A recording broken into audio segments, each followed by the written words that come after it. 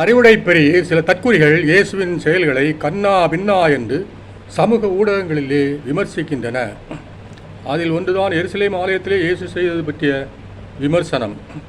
இயேசு ஆலயத்திலிருந்து வணிகர்களை விரட்டினார் அல்லவா, அது தன்னை கொல்லும்படியாகத்தான் அவர்களை தூண்டினாராம்.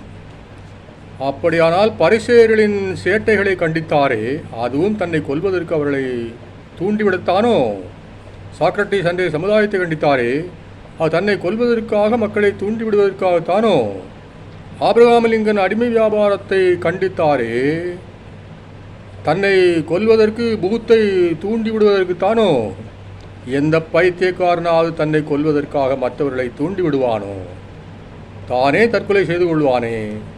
இவர் பேசுவதை பார்த்தால் இந்த காலத்திலே மதக்கலவரம் பண்ணுவது முற்றிலும் சரிதான் என்றும், இயேசுவே கோவிலில் மதக்கலவரம் பண்ணினாரே என்றும் கூறுவது போல் அல்லவா இருக்கின்றது.